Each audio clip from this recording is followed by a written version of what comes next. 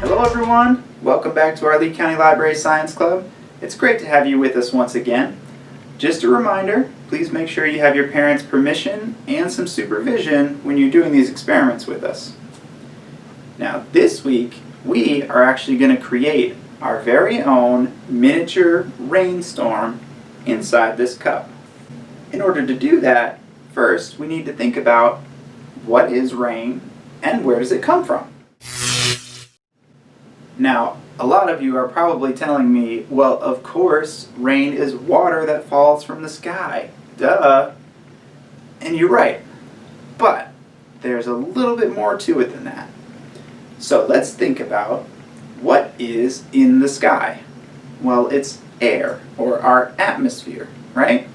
And our atmosphere is actually a solution made up of several different types of gases.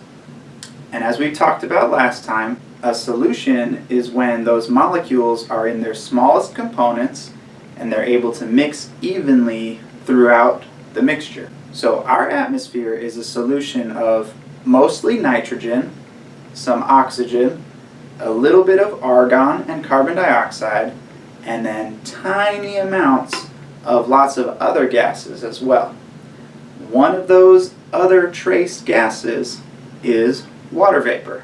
So as water on the surface evaporates, it rises up into the atmosphere and then mixes into the solution of our air. And this is something that's constantly happening all over the Earth's surface. But if there's a certain place where the air is warmer, we know from last week that that warmer air as a solution can hold more solute inside of it, right? And in this case, the water vapor is the solute. So if we have a spot where there's lots of water on the surface and it's evaporating and the air above it is getting warmer and warmer, whether because of the position of the sun or where it is on the Earth's surface, as that air gets warmer and warmer, more and more water vapor is able to mix into the solution. But what else happens to warm air? Well, we know it rises, right? So as this warm air rises, it's accumulating more and more water vapor into the solution. But as it gets higher and higher and further from the Earth's surface, what happens to that warm air? Well, it starts to cool down, right? Because we know the further you get from the Earth's surface and up into the thinner parts of the atmosphere, it gets cooler and cooler. So you have this warm air that has been saturated by the water vapor rising into it, and then that warm air rises and cools down. And as we learned last week, what happens when a saturated solution cools down? Well, the solute inside of it can't all fit in there anymore, can it?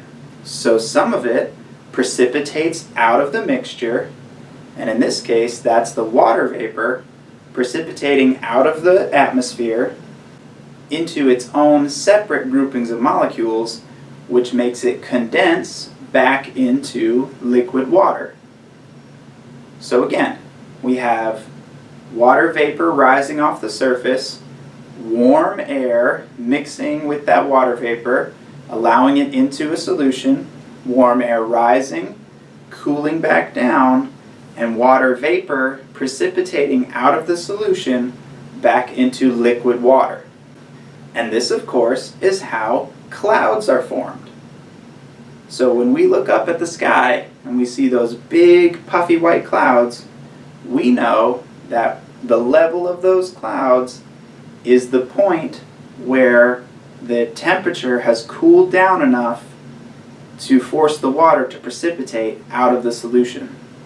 But a lot of you might ask, well, why doesn't it just fall right away? Why does it stay up there as a cloud? And that's a really good question, because if you have a drop of water, like in an eyedropper or something, and you just drop it into the air, it immediately falls down to the ground, right? It doesn't just hang up there. So why, when that water vapor condenses back into liquid, doesn't that drop right away? Now, some people may think this is because there is not enough water in the cloud to overcome the water vapor that's in the air around it. But that's not actually true. There's actually the same number of individual water molecules inside that cloud as liquid water as there is in the air around it as water vapor. And this is why you actually can have 100% humidity outside and it still not be raining. Because it doesn't really matter the size of the cloud, there's still the same relative amount of water within the cloud as within the air around it. So then what does make the rain fall? Let's think about what makes things fall in general. And that is the force of gravity. And when you're trying to figure out how fast something will fall, we have to consider the force being applied to that object by gravity pulling it down versus the force that is pushing against that object known as air resistance. And this is a very important consideration because water is actually kind of heavy. In fact, 1 inch of rain over 1 square mile is about 17 million gallons of water, which is a whole bunch. And that water would weigh over 140 million pounds. That's like so heavy we can't even really understand that. All of that water has to have been in the cloud at some point, right? So how does that much weight and that much water stay up there? Well, as I said, when we're comparing the force of gravity versus the force of air resistance, one characteristic that is really important to that relationship is the mass of the object being acted upon. The force that gravity puts onto an object actually increases as the mass of that object increases. Now, air resistance, on the other hand, doesn't change that much depending on the mass or size of the object.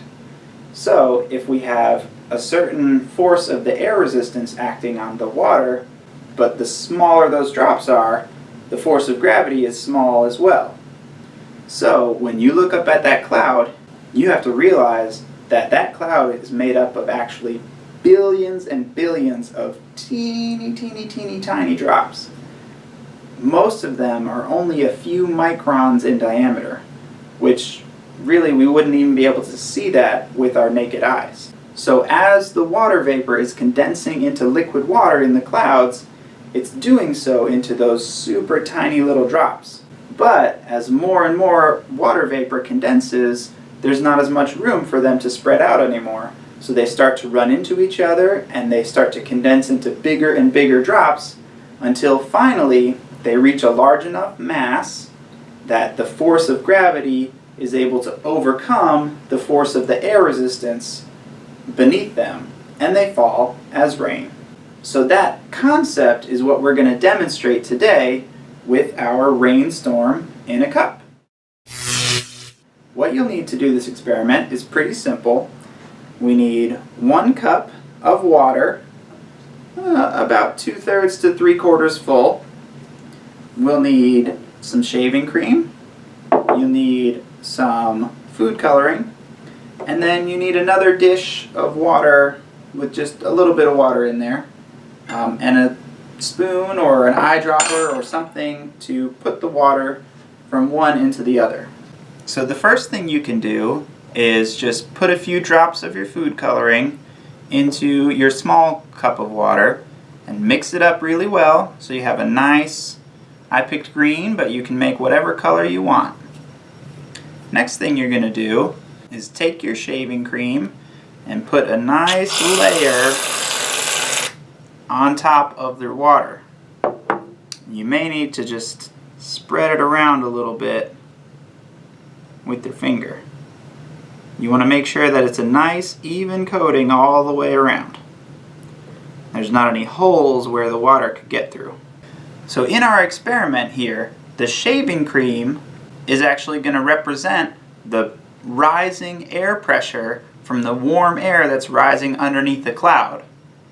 Obviously the water underneath here is going to represent the atmosphere, okay, that solution of air mixing together. that rises up underneath the cloud. Our cloud in this case is going to be our colored water.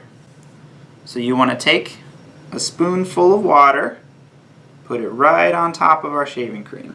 So we need to keep adding more water to our cloud until eventually it overcomes that air resistance and falls through as rain.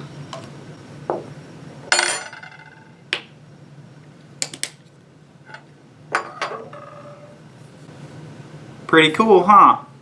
So it finally overcame that resistance.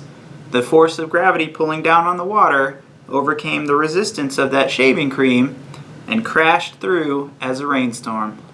So understanding that balance between the mass of the water droplets in the air versus the force of the air resistance underneath them helps us know what kind of rain we're going to get. If there's a lot more air resistance and we have to get lots bigger raindrops, that's what can end up happening with a thunderstorm. And the more dramatic differences in the air pressure and the amount of water that's condensing and all of those differences contribute to the different kinds of extreme weather that we see, like hurricanes and monsoons and tornadoes and blizzards and all of the really cool, crazy, wild stuff. Meteorologists need to know what to look for within weather patterns to know what might be coming in the future. Thank you so much for watching. I hope you enjoyed it. We'll see you next time. Bye.